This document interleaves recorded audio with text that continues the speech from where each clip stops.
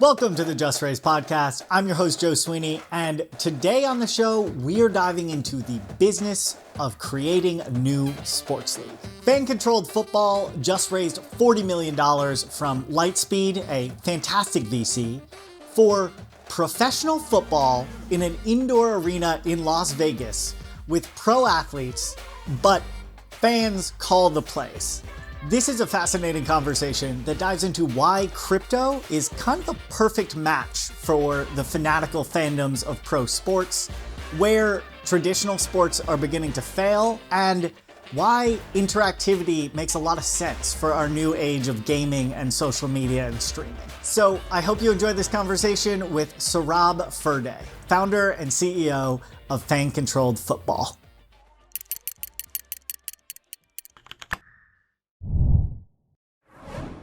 All right, well, to dive right in, can you tell us a little bit about Fan-Controlled Football and what you're building?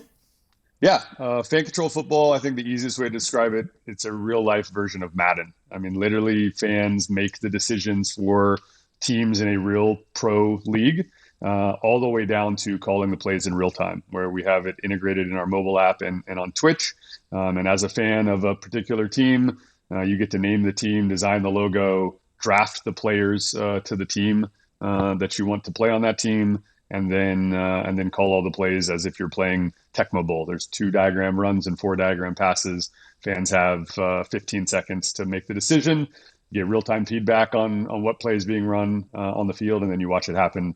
It's kind of like watching football when Tony Romo's announcing, where he tells you what's coming, and then you watch it happen. It's an awesome concept for a company. And I want to dive into your story and how you got into arena football in general and then building this. But before that, this is just wild. So it's a lot like if I'm playing Madden and I get to make the play call. I get to essentially go in, make a play call. A bunch of different people who are all fans of the team get to vote on what play gets called. And then the players on the field run that play. They literally run the play that the fans decide, and then they do it every single play. I mean, if we had scripted it, this is what we would have done, even though this is unscripted football. Our championship game in the first season, it was 40-40, 3 seconds left, ball on the 2-yard line.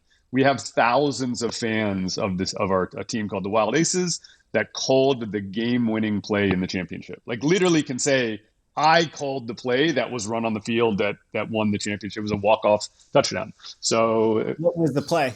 It was a quarterback read option, and the quarterback actually faked the handoff and took it off the left side and dove over the pylon, and it was unbelievable. That's an awesome play for the championship winning. That's so cool. And then, like, how big is it so far? Because I feel like I'm going to tell my friends about this as soon as this episode goes live, and they're going to go and, find it, discover it, and just start watching games. How big are you already in the last 9 months that you've been alive? Yeah, well, so our first season, all of the games streamed exclusively on Twitch. So we had a 6-week season. We played 2 games on Saturdays for 6 weeks. We had over 1 million viewers per game day. And we had tens of thousands of people calling plays, via the mobile app and our Twitch extension. And the football, we had Johnny Manziel play in the league. We had Josh Gordon play in the league. We had some high quality NFL talent. 2 guys that first pro experience was with us went on to play in the NFL. So the football on the field is phenomenal. But we've now got the attention of some other broadcasters. So we actually announced about a month ago a deal with NBC. So our games are going to be on NBC LX and on Peacock. And we also announced a game with DAZN, which is in 200 countries internationally, which we're going to be streaming on. And then we've got 2 other distribution partners that we'll be announcing here shortly. So really kind of amped up the distribution. We're building our own arena. It's kind of a purpose-built facility in Atlanta for fan-controlled football, which we're unveiling tomorrow, which I can't wait for people to see because it's intimate. It's like 1,500 to 2,000 fans. But it is going to be like, it's like urban, meets, technology, the future, and it's just going to be awesome. So we got a lot of exciting stuff happening. And the fact that you're streaming on Twitch is so interesting because that's where esports streams and that's where gamers stream. And that's kind of the next generation's streaming platform. And Peacock and NBC are obviously key to get football fans. But the fact that Yep. you're tapping into like this other audience that actually watches more game streaming is pretty fascinating too. How do you think about the market breakdown? If you think about traditional sports, they've been around for literally 100 years, right? And they were designed before anything use right now from a technology standpoint even existed. So they're trying to force fit technology into this history and tradition of sport.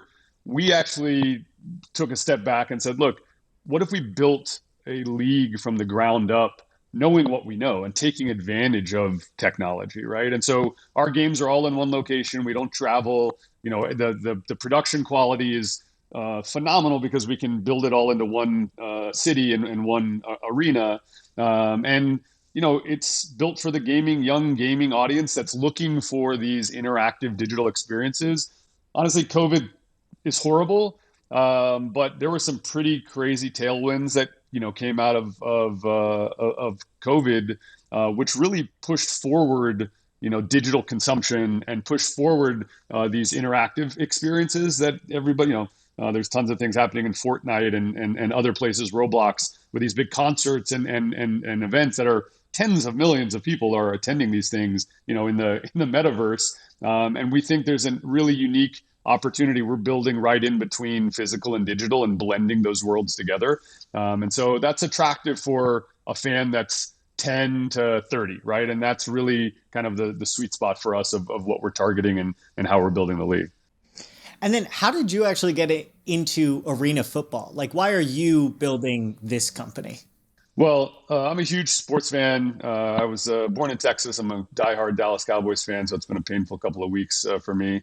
But always wanted to own the Cowboys. Always felt like I wanted to be in sports. Started a company in the mobile space in 2004. We were venture backed in '08 and had an exit in 2011, and was dabbling in a couple of things. I got Interestingly enough, what brought me to where I am now is actually marijuana, which might sound a little strange, but I got interested in the legalized cannabis space. Went out and won some licenses in Vegas. My brothers and I built a couple of cannabis businesses. I ended up meeting some guys who were bringing an arena football team to Las Vegas. And I, like an idiot, got super excited. I was like, "Shit, yeah, I'll throw some money at this and let me let me go be a team owner." Disaster of an experience from all points. Except I got to roll up my sleeves and really fall in love with the indoor version of football, which I'd always been a passionate NFL fan, and felt like it was the right place for innovation. Right, this game, it's fast moving, it's high scoring, fans are on top of it. The talent level is phenomenal, right? It is super entertaining. I look back at like XFL. If you look at the first version of XFL, when Vince McMahon tried to challenge the NFL and change the rules and bring rock music and crazy rules, and if he had done it in indoor football, the way that WWE puts on an event in an arena, it would be a multi-billion-dollar property right now. Because what I saw in arena football was this opportunity to control the environment, control the lights, control the sound, make it an entertainment experience. And so I got super excited, got in, and then started having a lot more, visions of, well, what could we do with this? How do we put fans in control? Why can't, with technology advancing, gaming advancing, esports advancing, why can't we do things where fans impact the play on the field? And so it was really kind of 2014, 2015, I started formulating the concepts. And then we moved, we got a team in the indoor football league. I mentioned the Screaming Eagles, literally dedicated to this concept of, being the first fan controlled team and testing those thoughts. Yeah, I mean, I feel like that's your sales pitch right there. I grew up wanting to own the Dallas Cowboys, and then I became an investor in an indoor arena football league, and it didn't go well. So now we're building like the best version that's community owned via crypto, where you can Yeah, actually have a place. Yeah, 100%. that's wild. What were the first couple weeks of starting this like? Because coming off of that, having invested in indoor football league that didn't go well, and then being interested in NFTs and crypto, there are a lot of different things you're trying to bring together here. How did that work? It's evolved, right? I mean, our original concept when we bought the team in the indoor football league, the Salt Lake Screaming Eagles, and our original vision, me and my co-founders, I've run venture-backed companies in the mobile and gaming space. Our goal was to build the platform, right? We're technology guys. We wanted to build a platform for fan engagement and voting, real-time voting and play calling. And our thought was like, okay, let's go prove the model, and then we'll license the platform to the other teams in the league and change it from the indoor football league to the interactive football league. So that was our original plan. We had great success with that team in Salt Lake City. We showed all the other owners in the league, and to give them credit, they let us come and do this in their league. So we'll be forever grateful to the Indoor Football League. But they wanted to move slowly. They were all like, yeah, this is cool, but we're not going to just change the league overnight. We wanted to make the game shorter. We want to get rid of a bunch of rules. We want to completely eliminate kicking, all of these things that would make the game more fun. And they're like, yeah, maybe we'll try one of those. It's like the NFL style. Like, okay, we'll change one rule this year, and then we'll wait a whole nother year, and we'll try another rule the next year. Yeah. They're like, you're talking to football team owners. Like, they're not going to stop kicking. That's right. Well, but the other thing was interesting which we didn't anticipate, was when you buy a team, and think about this, right? Everybody who's got the financial means to buy a team, why do you buy a team? Because you want to make the decisions, right? That's why you bought it. I want to put my stamp on it. I want to decide what this is all about. That's why you buy it. So we really took a step back after that first season and said, well, man, if that's the mentality of every owner in every sports league out there, which 100% that's what it is, you got to start a league built from the ground up where there isn't an ego from the owners. And it is about, our motto is power to the fans, right? Everything we do is about fan feedback, listening, and building this league to put ultimate control in the hands of the fans. And so, those first couple of weeks of indoor football were great because it was like, holy shit, fans are really calling plays and this is really working. And then we got to the end of the season and there was a whole nother shift of like, okay, well, probably not gonna be able to do everything we want to do in this league. So now we made a tough decision to walk away from that league. And then we had to rebuild kind of the whole thought process from the ground up of what does a new league look like. And look, it's a struggle. I mean, this was not an overnight success. I mean, we were grinding for years to get to this point. But we ran into guys like Jeremy Lou at Lightspeed, who led our seed round, and gave us the shot to put this on. And then, after the first season of success, guys like Yatsu at Animoca Brands and the guys at Delphi Digital, stepped up and led a $40 million round, which is, it's a big number. But in the grand scheme of things for football leagues, when you look at AAF raising $150 million going out of business, XFL, $250 million never getting through a first season, we raised $40 million. We're going to do another 2 seasons. So it'll be 3 seasons with $50 million of capital. It is a very different way that we've built the business model to be able to scale sports, which is why we're getting venture capital to come back to business. Yeah, it sounds like you're running like a scrappy tech startup, not like a... 100%. It's a great way to say it. That is exactly what we're doing. It's product market fit, it's feedback, it's testing, it's rapid iteration, all of the things that make technology companies successful. We felt you could apply those same that same model to sports, and so far we've been able to do it. So we got a long way to go, but we feel really good about the foundation we've laid. And fast forwarding to today, where you are now, going into February, almost your year-old anniversary.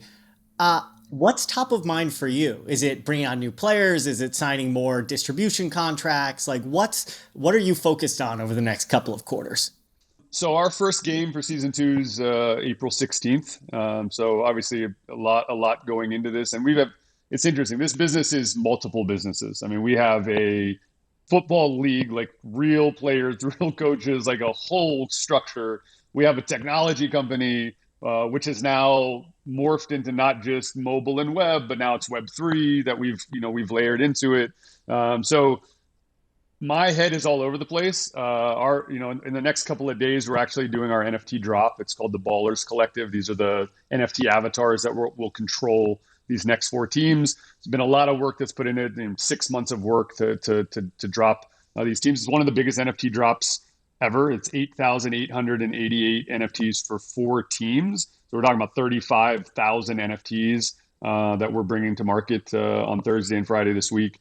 Wow. Yeah, that's got to put you at the top of the OpenSea rankings for sure. There aren't It's a big number, yeah. But we feel really great. We partner with some great communities: Bored Ape Yacht Club, the Gutter Cat Gang, the Knights of Degen, and then Steve Aoki and 888 Inner Circle. So we've got big communities that are really excited about putting their stamp on these 4 teams. And, I can't wait to see what they're named and, and the logos that the community designs for these things. So I think that's our focus over the next week.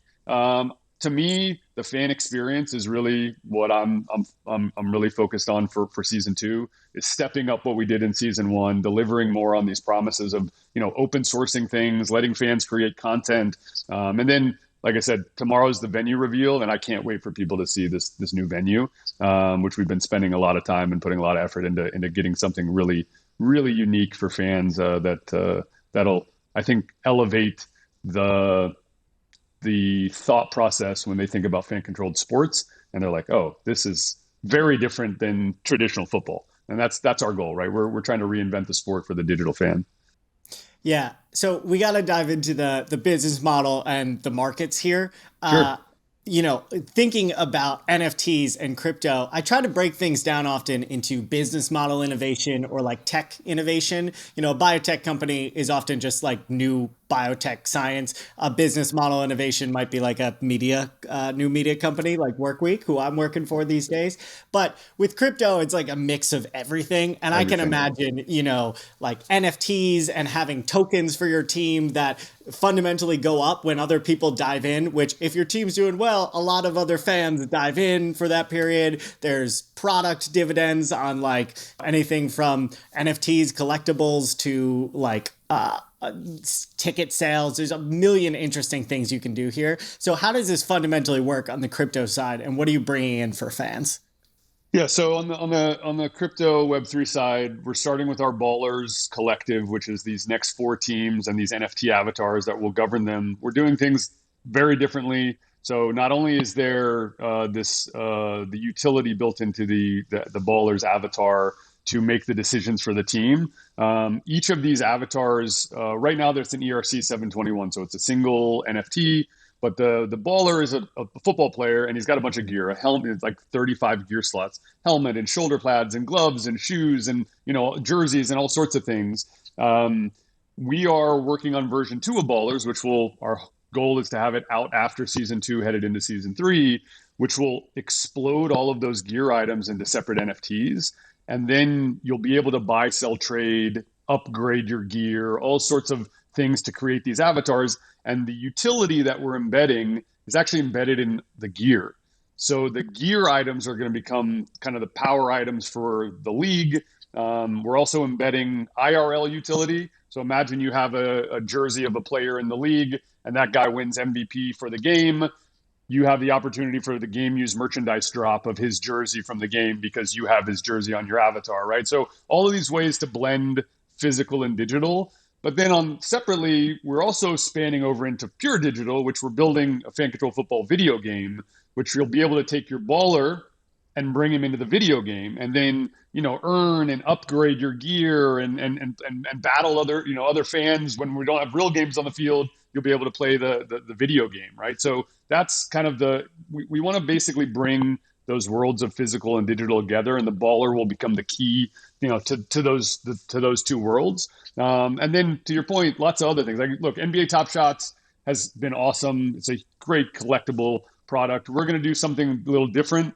We know which fans call to play, which becomes the moment. So we're going to reward fans with the moment, right? So rather than chasing packs and buying these things, the idea is like, well, you can win one and then sell it yourself if you were the fan that created the play on the field because you're calling the plays. So, and then we're going to do, digital collectibles of the players that will work in fantasy sports and things like that. So we're looking at all of these pieces as kind of one ecosystem. The way I describe our business model, if you look at traditional sports leagues right now, they've basically licensed out 98% of their digital product to third parties, right? Fanatics, Dapper Labs, EA Sports, right? Take-Two, all of the video. I mean, everything is a third party building on a license from an NFL or NBA. We want to own and control and put all of that experience under one roof. And I think that's where we win, right? Is we get to create the scalability in our revenue model from the digital side that currently the big leagues are taking a very small piece of. And there's billion-dollar companies being built on these licenses, right, from traditional leagues. We think we can build all of that under our roof, and then obviously have a seamless experience for fans, which becomes, I think, the most powerful piece. Okay, so what you're talking about there is almost you might have fewer fans and fewer people streaming than, let's say, the NBA, but you almost have a bigger pie because it's not just selling tickets and selling ads on the game's commercials. It's also all the other different things that you're building out that right now they tie in third parties to do all of that for them. Exactly right. Yep. Yeah, it's fascinating. And then the avatar itself, the baller, is going to be like my avatar that I'll carry through the video game. That's what I'll use to, call plays with my team. Am I right on that point? You are, and it'll also be a key. So our holding company is called Fan Controlled Sports and Entertainment. We're Hmm. focused on fan controlled football right now, but part of our raise was to actually expand into other sports. So we're going to be introducing multiple fan controlled sports leagues. Probably let fans help us decide what the next one is, but we're looking at a version of basketball. We're looking at baseball. We think cricket internationally becomes a really interesting kind of short form version where fans make the I hear decisions. cricket is on fire. Yeah. Yeah. So look, our goal is to, again, looking at this as a platform of what we're delivering, but I also look at us as like a game publisher, right? We're publishing real life video games, and that's what fan controlled football is. That's what fan controlled baseball will be. And so this is a blend of the physical and the digital, and how those worlds come together. And our platform and Ballers are that link to that whole ecosystem. What are the fans saying so far? Oh, they love it. I mean, our feedback was great. I think the one that really struck me. I've got two little girls. I got an 8-year-old and a 7-year-old. Like I said, I'm a huge Cowboys fan. I've watched every game. They very rarely will even watch 5 minutes with me, and it's just like not interesting for them. When they watched fan controlled football the first season, and I had my phone out calling plays, like, Daddy, can we call the plays? And they'd look at it and they call and they watch and they'd celebrate and they'd read chat, which is hilarious. Twitch has got Twitch chat and the memes coming through, and they're always asking like what that means. And so just seeing a young person, the difference between the NFL product and then our product, and their reaction to it, it was really magical. And the feedback we got from fans was moms and dads in particular were like, basically DMs and emails out of the blue. Thank you for creating fan control football. Me and my daughter can't wait to call plays together, right? Or me and my son, we talk about which players we're going to draft during the week, right? Heading into game day. And so as we started, thinking about this, the paradigm right now, older generation, I'm 44. I love fan control football, but I also love the NFL, right? I'm probably right in the middle of these worlds. The older generations, they're sitting on the couch watching sports on television while their kids are in the other room playing video games. And that is literally the dynamic. We created a product that lets the mom and dad go grab the kid, put them down next to them and say, hey, let's do this together. I'll watch, you call the plays and let's talk about it. And you've got this lean forward experience for the kids that keeps them hooked. And there's leaderboards and feedback and all sorts of stuff. Our announcers talk to Twitch chat and answer questions coming out of chat, right? It's a Wow, very really? dynamic, interactive experience. So the kids are hooked and the parents love it because, like, well, damn, now we can do this together rather than being in separate rooms doing the things that we love. And the football on the field is so good that the parents can, if they want to, lean back and watch and really enjoy the sport. Yeah, I mean, it's amazing. People in tech, the hot word right now is community. But I think what that really means is almost like power to the user, like more Yes. interactivity, whether it be like individuals are becoming creators instead of, full-blown media companies. You now have creators who pull in way more listens or views than, NBC does. Yep. And just interactivity, like people don't respond to that top-down kind of passive type of entertainment anymore. Everything is so interactive. It'd be natural for a sports team to also be interactive, like gaming, which is exploding, obviously. Exactly. One thing I'm always curious about here too is like we've laid out so many different fascinating things that you're just scratching the surface. Like obviously I after this call I'm gonna have to go and like dive in and find out when your next game is and start watching. But what's really your vision look like for this down the line? Where do you think this could be in 5 years? Yeah, our 5-year plan is at least three fan-controlled sports leagues, all running on our platform and technology that we own and control, and are turning power over to fans. And the ultimate goal would be a 24/7, 365 fan-controlled sports experience, where if there aren't real games of fan-controlled football, baseball, basketball, or cricket on, there is a video game of each one of those that you can also interact with. And so you've always got a way to be part of the ecosystem. And so that's where we want to be. We want to be 20 teams at least in football. We'd like to be 20 teams in a second sport within 5 years, and then approaching that in a third sport. So that's our ultimate goal. And we've built these teams to be international. All of our games are in one location, as I mentioned. We don't attach cities to our teams. So we attach influencers, right? So we've got Marshawn Lynch and Richard Sherman and Quavo from Migos and Steve Aoki and all sorts of people from music and entertainment and sports that are the faces of these teams to bring in the fans. And part of our strategy was to do that in a way that international fans could join any team and feel excited about it. Not like, we have a New York team and a Dallas team and a Los Angeles team. It's no, let's open it up. And like video games, you don't pick a character in a video game because they're from a certain city. You pick them because you like the brand and you like the game, and you pick something that you relate to. And that's kind of how we're building these leagues as well. And as we do that in other sports, we're going to do it the same way.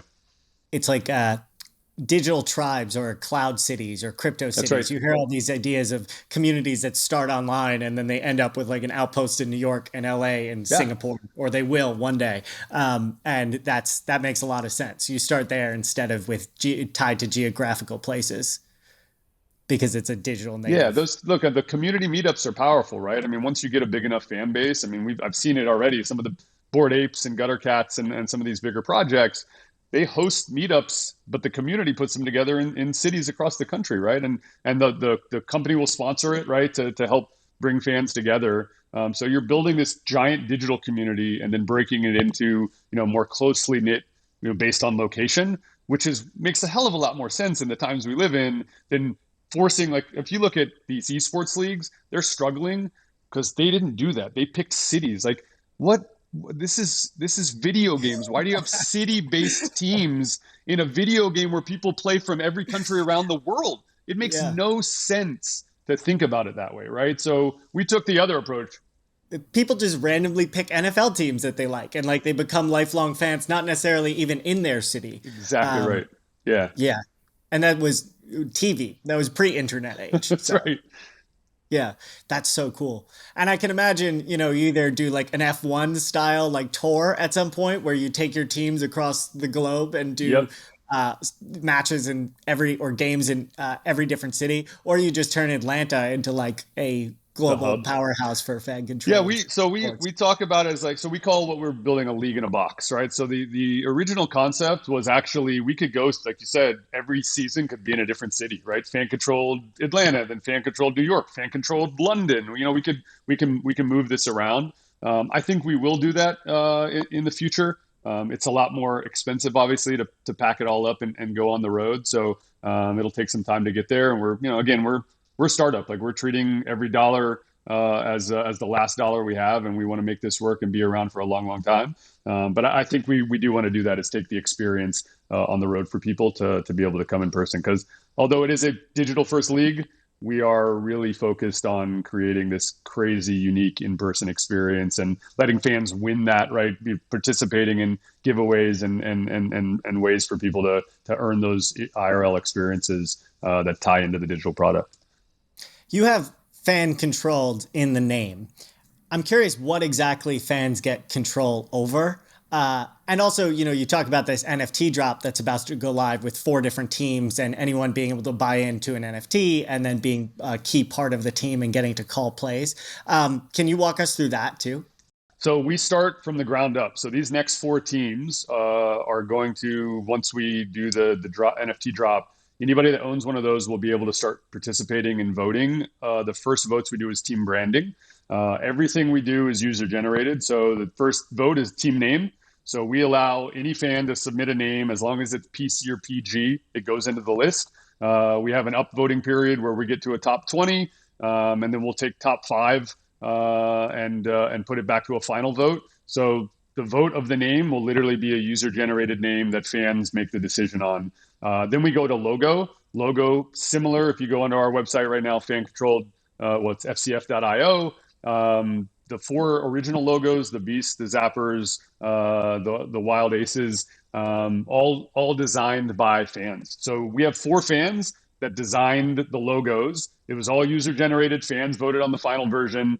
And so, if you think about it from a fan standpoint, seeing your logo that you designed on a pro sports team, I mean, what you will tell everybody you ever meet and you ever know that your logos and you're going to bring people into the experience. So our goal is to create these passionate ambassadors for the league that you get tied into. So those are the 2 big votes. Then we could do uniforms. So we do colors. Fans vote on team colors. Then we present some uniform options. We're a little limited on uniform design right now, so we have to provide the uniform designs because we're limited in the way that the uniforms work. Hopefully down the line, we'll be able to actually open even uniform design up to fans. And then you get into the league itself, which our first game's in April. Fans get to vote on the players. So we bring in a pool. We're going to bring in about 160 players for season 2. So there'll be a big pool of players, and fans get a chance to we do a live draft where fans vote on the players that they want to bring onto their team. And then you get into the game day experience and real-time play calling on our mobile app and integrated into Twitch to be able to watch and call plays. And the goal is a community one championship, right? That's what we're empowering fans to do. Yeah, that's wild. I mean, I'm thinking about in college draft day, seeing like 50 guys in a room all talking about drafts, and not the first couple draft picks, like the 15th draft pick for every single team.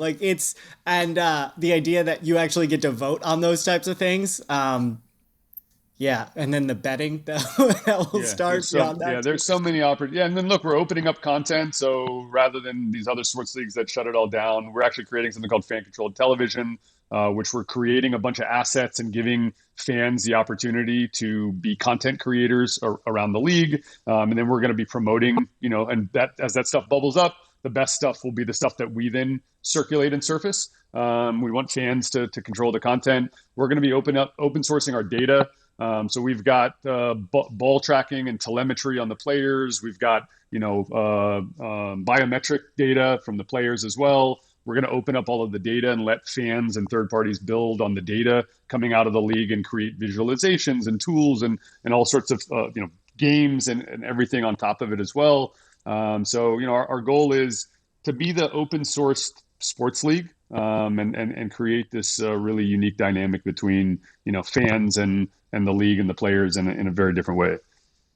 So I can suit up with my camera and start streaming on Twitch, and if it's trending, it'll go live on 100%. ESPN. 100%.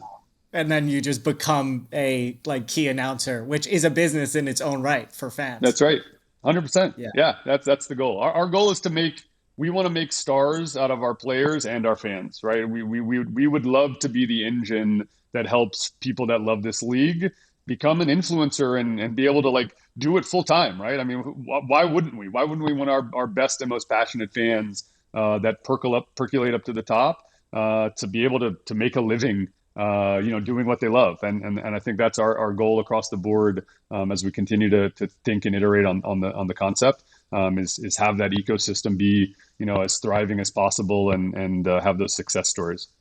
It's a super exciting take on sports in general, and media and everything else that goes around with them, which I think is kind of where almost some of the biggest differences are.